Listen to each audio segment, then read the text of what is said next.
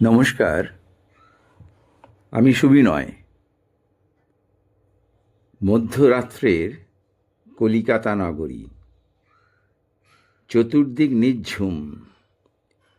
কুপকুপে অন্ধকার মাখা গলিঘুজিগুলোর চারপাশে দ্বিতল ত্রিতল বাড়িগুলিতে টিমটিমে শিখা জ্বলছে। তা যেন ঘনায়মান অন্ধকারকেই আরও জমাট বাঁধিয়ে দিচ্ছে।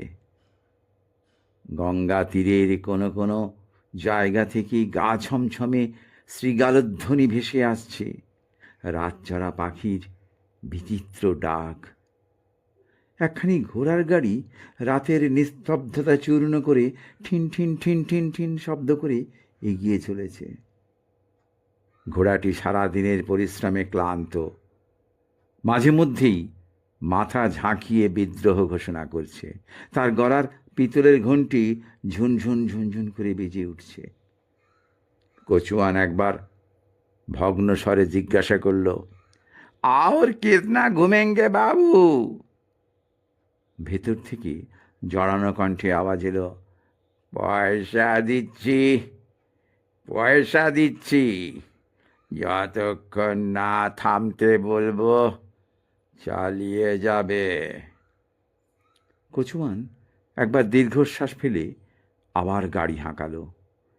ক্রমাগত 1 ঘণ্টা ধরে সে বাবুকে নিয়ে এভাবেই ঘুরেই চলেছে। ভেতরে সাদা গিলে করা পাঞ্জাবি আর প্রায় খুলে যাওয়া ধুতি সামলে এলিয়ে পড়ে আছেন এক বাবু, হাতে একখানি বিদেশি মদিরার পাত্র। ভেতরে তার অশান্তি, কষ্ট, অতৃপ্ততা। বাংলা রঙ্গমঞ্চের একচ্ছত্র অধিপতি তিনি। না অর্থের অভাব আছে, না যশের, কিন্তু ওই যে কিসের যেন একটা খোঁজ করে চলেছেন। শান্তি, হ্যাঁ শান্তি, একটু একটু অকৃত্রিম ভালোবাসা। সবাই কিছুর বিনিময়ে কিছু চায় তার কাছ থেকে। সবাই তাকে অনুবীক্ষণ যন্ত্রে ফেলে চুলচেরা বিচার করে, মতামত দেয়। হেথা কেহ ভালো তো বাসে না। হঠাৎ কি মনে হতে কচুয়ানকে বললেন, এই এই রাসমণির কালীবাড়ি চলো, राशमणिर कालीबाड़ी। मंदिर तो अभी बंद हो गया बाबू। যা বলছি শোনো, যা বলছি করো। কালীবাড়ি চলো, রাসমণির কালীবাড়ি, রাসমণির কালীবাড়ি। কচুয়ান বিস্মিতভাবে গাড়ির মুখ ঘোরায়। বাবু নেশার ঘুরে আছে, এখন কোনো কথা শুনবে না। ভেতরে বাবু ঘোর লাগা চোখ অন্ধকার মাখা কলকাতার দিকে চেয়ে বিড়বিড় করছেন, মন্দির বন্ধ, মন্দির বন্ধ। মন্দির বন্ধ তো কি? হ্যাঁ হ্যাঁ, মন্দির বন্ধ তো কি? সে বুড়ো ঠিক জেগে আছে, সে বুড়ো ঠিক জেগে আছে, জেগে আছে। মন্দিরের চত্বরে টলমল পায়ে প্রবেশ করলেন বাবু। নিজের ধুতি খুলে যাওয়া কোঁচায় নিজেরই পা জুড়িয়ে যাচ্ছে। হোঁচট খেতে খেতে একখানি ঘরের দরজার সম্মুখে এসে দাঁড়ালেন। দুম দুম করে বাড়ি মারতে লাগলেন দরজায়, সাথে চিৎকার, দরজা খোলো, দরজা খোলো, দরজা খোলো। কচুয়ান ভীত সন্ত্রস্ত হয়ে পালানোর উপক্রম করছে। এমন সময় দরজা খুলে গেল। ভেতর থেকে এক হাস্যমুখ ব্যক্তি বেরিয়ে এলেন। কিরে, কিরে তুই এসেছিস? কিরে তুই এসেছিস? হায় হায় হায় হায়। ছুঁয়ো না, ছুঁয়ো না আমায়, আমায় ছুঁয়ো না। তুমি জানো আমি কি করেছি?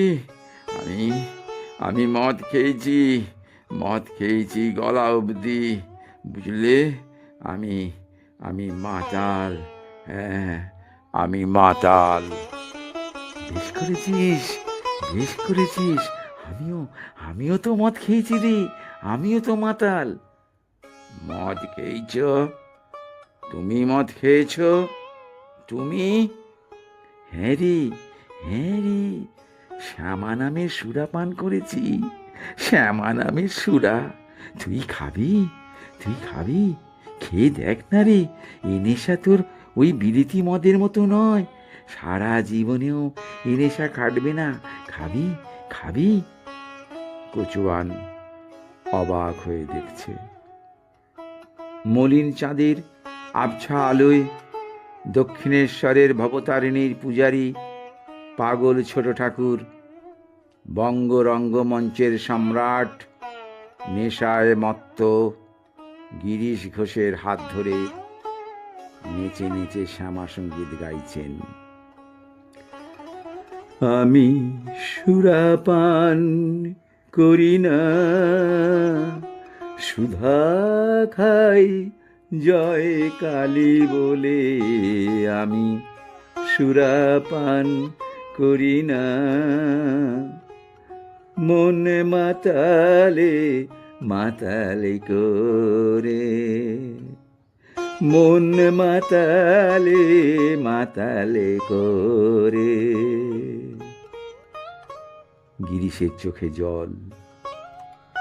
ঠাকুর তাকে বলছেন, খিরে বকলমা দিবি? বকলমা দিবি আমায়? তোর তোর সব দায়িত্ব আমার। তুই তুই আজ থেকে আমার হলি গিরিশ, তুই আজ থেকে আমার। ভক্ত বৈরব গিরিশচন্দ্র ঘোষ তখন ফুঁপিয়ে ফুঁপিয়ে শিশুর মতন কাঁদছেন। সংগৃহীত একটি লেখা পাঠ করলাম। জয় ঠাকুর, শ্রীরামকৃষ্ণ এবং গিরিশচন্দ্রের সাক্ষাৎকার এরকমই হয়েছিল মনে হয়। ওম।